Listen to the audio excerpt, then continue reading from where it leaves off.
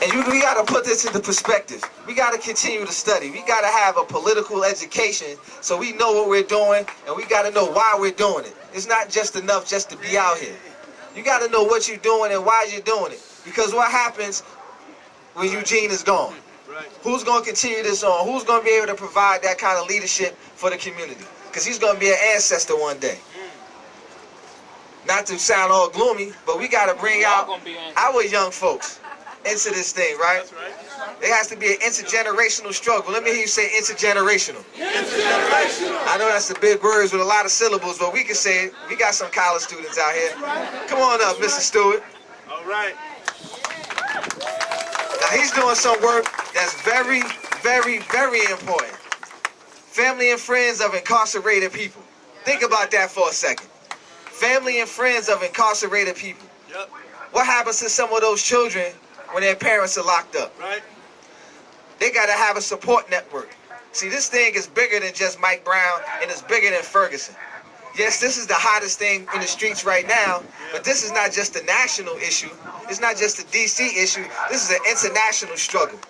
The same struggles that's going on right here in DC are going on in Ferguson. It's happening in New York, and it's happening all across the world. Sisters and brothers in Zimbabwe are doing what? They're fighting to take their land back. So we got to put this into perspective, because we know in Washington, D.C. that the entire world is watching. Okay. And the question is going to be to our sisters and brothers on the continent. They're going to ask us, well, what are you doing there in Washington, D.C.? This is the citadel. This is the capital of white supremacy and imperialism. Right. And if we don't do nothing here, then, you know, we might as well not do nothing at all. But let's give it up for Brother Stewart, for friends, family and friends of incarcerated people. Greetings. The first thing I want to say to y'all is I could not hear y'all as I came around the corner. Make some noise! Make some noise! Let them know we here! Let them know we here! And we're not here just for the day. We're not here just for the moment. Mike Brown, rest in peace.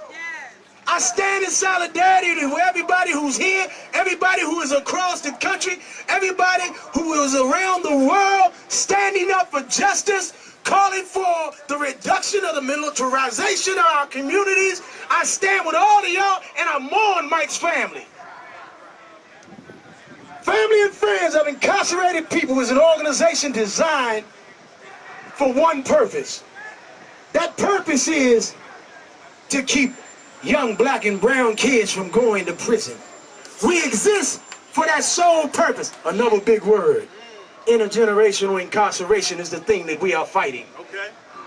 It is what we are fighting. And in the process of fighting intergenerational incarceration, Family and Friends of Incarcerated People, also known as FFIP, you can reach us at FFIP.org.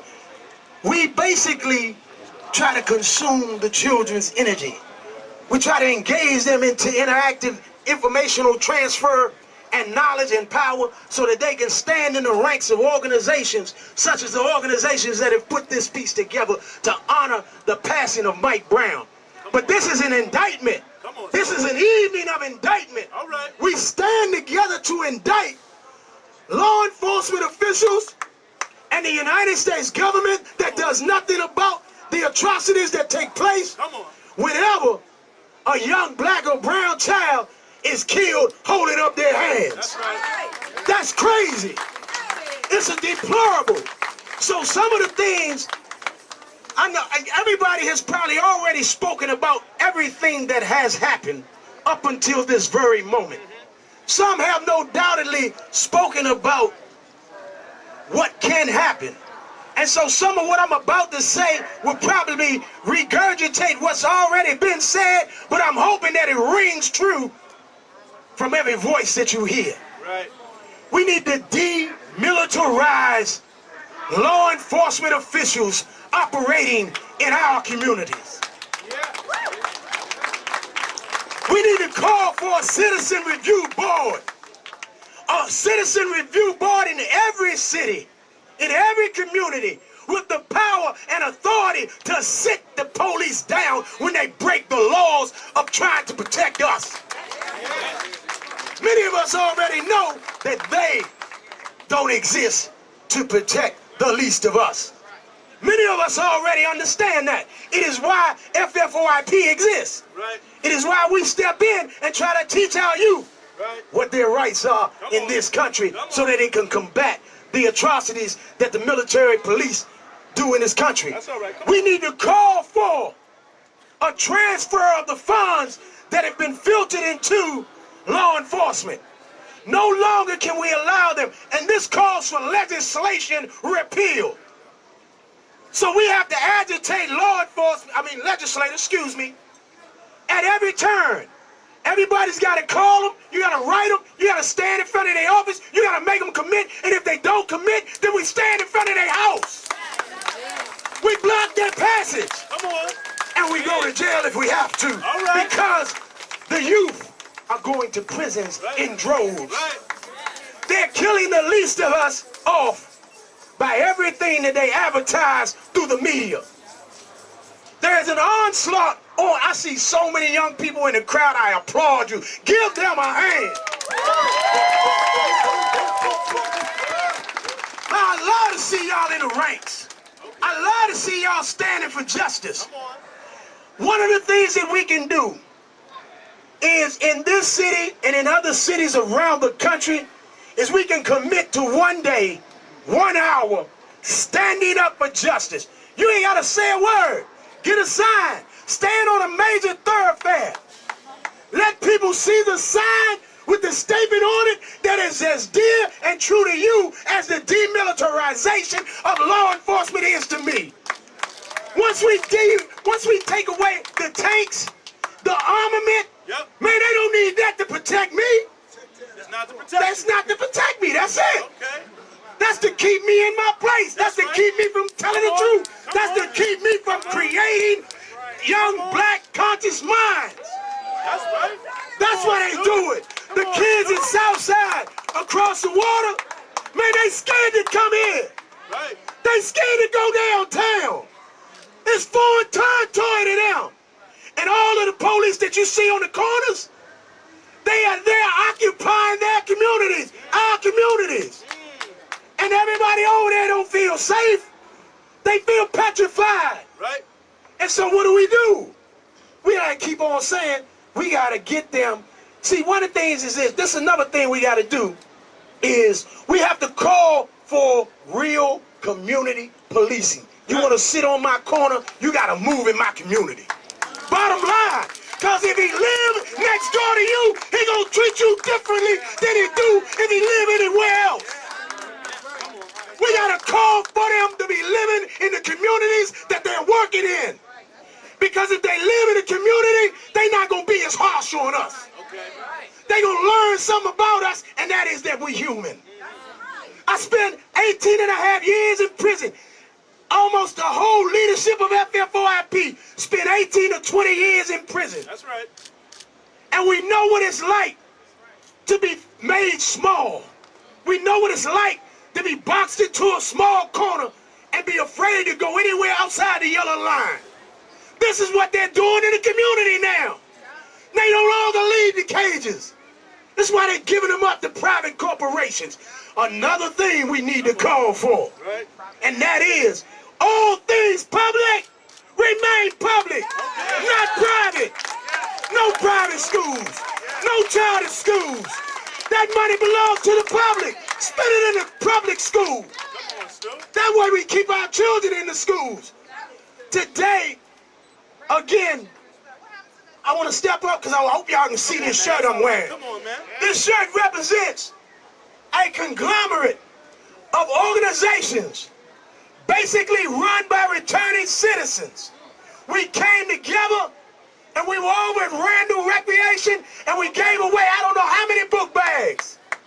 We had a family appreciation day for people who had been incarcerated, their children, and people who had been damaged by incarceration. Those children, void of the stuff that we gave them, would be fighting in school next week. It is designed for them to go through a process of getting kicked out of school this week, kicked out of school next week, kicked out of school the third time, and you can't come back to a public school. Check the laws. Check what's happening. Check out the charter schools. It's what they do. They pushing our young boys out of school in droves. They forcing them to the corners. And they sit the police on the corner to harass them. See, Cop watch. that's what's happening. That's what's next. I've got to go here first so I can get there. See, we talking about Mike Brown. And I applaud everybody across the country talking about Mike Brown, but it ain't Mike Brown. There's one reason why Mike Brown was stopped. And if we stop that, we don't get more Mike Browns, and that is Mike was black. We gotta stop racial profiling. We have to stop racial profiling. And if we're not actively fighting to stop racial profiling, we're gonna have another Mike. We're gonna have another Mike. And if you don't want another Mike, then when we leave here, wherever you go, our job is to stop racial profiling. Our job is Stop. Our job is Stop racial profiling. Our job is Stop racial profiling. Our job is Stop racial profiling. Our job is I'll keep Stop racial profiling. All right, I'm gonna get this up because I'll stay here. Stop in the cop watch. Use your phones. Every time you see them stop us, put your phone on them. I ain't meant to tell y'all why I was late. They stopped me. I ain't got no ID on me. So let me get off the bike. Thank you. Give it up for Stewart Anderson, y'all. Friends and family of incarcerated persons. And not only did he give out backpacks, man, I saw him, he picked up trash, he did security, he did it all, man. He's a true soldier in this struggle, and I appreciate Stu for being out here like I appreciate everybody for being out here. It's one person who I did want to recognize, especially before we bring up one or two folks, I think one more person before we speak, but I did want to recognize Miss Anish Jenkins from Stand Up for Democracy, Free DC, who is here. For sure, DC legend, Free DC statehood now, that's crucial. If you see this young lady with the locks and the Free DC hat, please talk to her. We got to push the statehood movement. I also want to shout out Voices with Vision, WPFW, my guy Nefa in the house, I think Garrett is in the house, maybe Audra is in the house. They always do everything possible to put the people's voice out on the radio, on the airwaves, so I appreciate that. Check that out. What time, Nefa? Tuesday at 9 a.m. Tuesday at 9 a.m. He was a little shy. That's okay. Tuesday at 9 a.m. Listen to Voices with Vision. We got to support people who do support us. So I want to give y'all some closing words before we go. But first, I want to bring up my guy, Erick, man. Erick is I've known Erick for a long time. A strong advocate for the homeless population here in the district. And we all know that homeless people around this country face a very big brunt of police misconduct. So I want to give it up for Erick Sheptock, man. Well, thank you very much for that warm welcome. Like Eugene said, my name is Erick Sheptock. I'm a homeless advocate here in Washington, D.C. I've been fighting for the homeless for about 8 years now.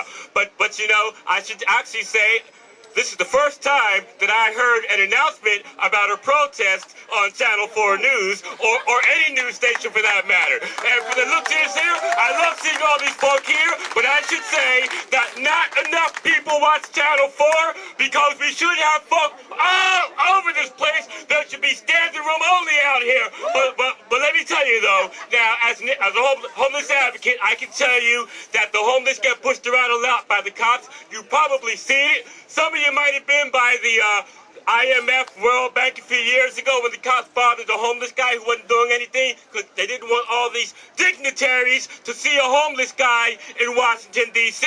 They told them to move. I love what the people did. About 200 people began to shout down the cops and tell them to back the F up, you know, and I saw like 24 cops standing side by side, take 2 steps back like, we're not going to mess with you. I love you for that. Anybody who was there, I want to thank you again. But that said, you know, I often tell people how in Iraq, when we thought that the American soldiers were depriving the Iraqi captives of sleep, we called it torture. But here in this country, a homeless person can lack a shelter, sleep on a park bench, get told by the cops, move on. They go somewhere else. A half hour later, they're told, move on.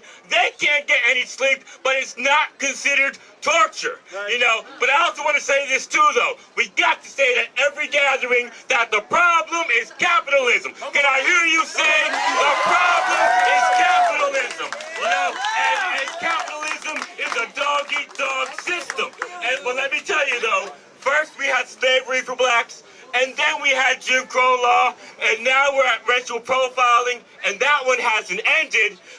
But here's what else you gotta remember too, though, is that some years ago in the 1960s, the Black Panthers wanted to teach black children about the system and how the system is hurting them. And they began to give the kids school breakfast and school lunch. And then the feds came in and they said, you know what?